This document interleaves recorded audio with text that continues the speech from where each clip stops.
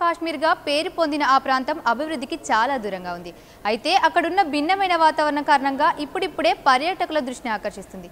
దాంతో పాటే స్వార్థ రాజకీయ నాయకుల కన్ను కూడా ఆ ప్రాంతం మీద పడింది. ప్రధానమంత్రి మోడీ సంసద్ ఆదర్శ్ గ్రామ్ యోజన పథకాన్ని ఆసరాగా తీసుకోగా ఆ అందాల ఆంధ్ర కాశ్మీరాన్ని కబిలించే ప్రయత్నాలు మొదలుపెట్టారు. ఇంతకీ ఏటా ప్రాంతం, ఎవరా రాజకీయ నాయకులు, అది తెలియాలంటే వాచ్ ది స్టోరీ.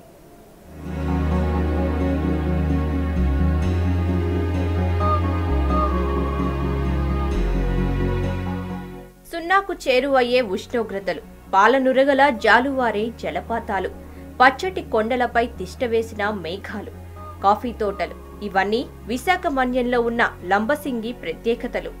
ఇంతటి ఆహ్లాదకరమైన వాతావరణం కాశ్మీర్లో తప్ప మరెక్కడా దొరకదంటే అతిశయోక్తి కాదు. దీంతో పర్యాటకుల దృష్టి లంబసింగి మీద పడింది.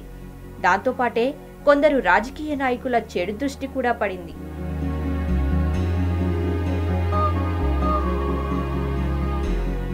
సామాజికంగా, ఆర్థికంగా ఉన్నత స్థాయిలో ఉన్న ప్రతి ఒక్కరూ కనీస మౌలిక వసతులకు నోచుకొని గ్రామాలను దత్తత తీసుకొని వాటిని అభివృద్ధి చేయాలనే ఉద్దేశంతో కేంద్రం ప్రారంభించిన సంసద్ ఆదర్శన్ గ్రామ్ యోజన కొందరు స్వార్థ రాజకీయ నాయకుల పాలిట వరంగా మారింది. తమ సొంత జిల్లా లేదా ప్రాతినిధ్యం వహిస్తోన్న నియోజకవర్గాల్లో అభివృద్ధికి నోచుకొని గ్రామాలు ఎన్నో ఉన్నా వాటన్నిటిని పక్కన పెట్టి భవిష్యత్తులో కాసులు కురిపించే అవకాశం ఉన్న పర్యాటక కేంద్రాలపై దృష్టి సారిస్తున్నారు.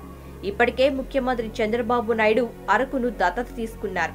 పర్యాటకంగా అభివృద్ధి చెందుతోన్న అరకు ప్రాంతంలో హోటల్స్ నిర్మించి కావలసిన వారికి అప్పగించడమే కాకుండా లక్షల కోట్ల రూపాయల బాక్సైట్ ను కొల్లగొట్టడానికే చంద్రబాబు అరకును దత్తత తీసుకున్నారనే అనుమానాలు ఉన్నాయి. ఆయన బాటలోనే మరో మంత్రి గంటా శ్రీనివాసరావు లంబసింగిని దత్తత తీసుకుంటున్నట్లు ప్రకటించారు. మనకి జిల్లాలోనే ఈరోజు ఒక టూరిస్ట్ అట్రాక్షన్ ప్లేస్గా అవుతున్న అరకుని చంద్రబాబు నాయుడు గారు అడాప్ట్ చేసుకున్నారు. దానికి ఆయనకి ధన్యవాదాలు తెలియజేస్తా ఉన్నాం. అటువంటిదే మరి ఒక మంచి అట్రాక్షన్ అనే ప్లేస్ మనకి లంబసింగ్ ఉంది. మనం కూడా చూసాం, 0 degrees టెంపరేచర్ వెళ్ళిపోయింది. ఒకసారి అయితే -4 కూడా వెళ్ళిపోతూ ఉంది.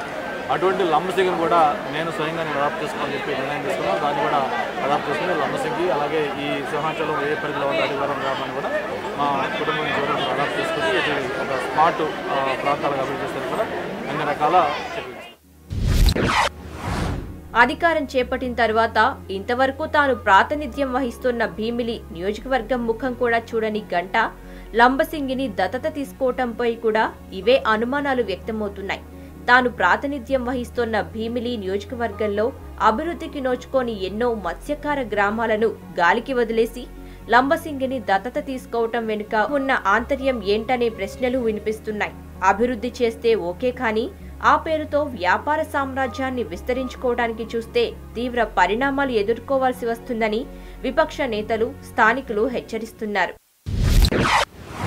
ముఖ్యమంత్రి దగ్గర నుంచి ఇక్కడ మంత్రి వరకు కూడా వీళ్ళందరూ ఈ గ్రామాలని దత్తత తీసుకోవడంలో ఉన్న ఆంతర్యం ఏంటి అన్నది మేము ముఖ్యంగా ప్రశ్నిస్తున్నాం. ఈ గ్రామాలు దత్తత తీసుకోవడం కాదు, మీ స్వలాభం కోసం అని చెప్పేసి ప్రజలు ఈజీగానే అర్థం చేసుకుంటారు. కాబట్టి లంబసింగిని, అరకుని దత్తత తీసుకోవడం కాదు, మారుమూల గ్రామాలను దత్తత తీసుకొని అభివృద్ధి చేయండి. అప్పుడు మీ ప్రజాప్రతినిధులుగా మీకు లేదంటే మీ పదవులకి విలువ ఉంటుందని చెప్పేసి నేను అడుగుతున్నాను. గిరిజన చట్టాల ప్రకారం గిరిజనేతరులు ఏజెన్సీ ప్రాంతాల్లో కట్టడాలు నిర్మించడం, వ్యవసాయం చేయటం నిషిద్ధం. వీటిని ప్రభుత్వమే చేపట్టాలి లేదా గిరిజనులే చేయాలి. అయితే గిరిజనులను బినామీలుగా ఉంచి కొందరు వ్యాపారవేత్తలు అనధికారికంగా తమ వ్యాపార కార్యకలాపాలను విస్తరిస్తున్నారు. లంబసింగిని గంటా దత్తత తీసుకోవటం వెనుక కూడా ఇదే ఉద్దేశమనే ఆరోపణలు వినిపిస్తున్నాయి.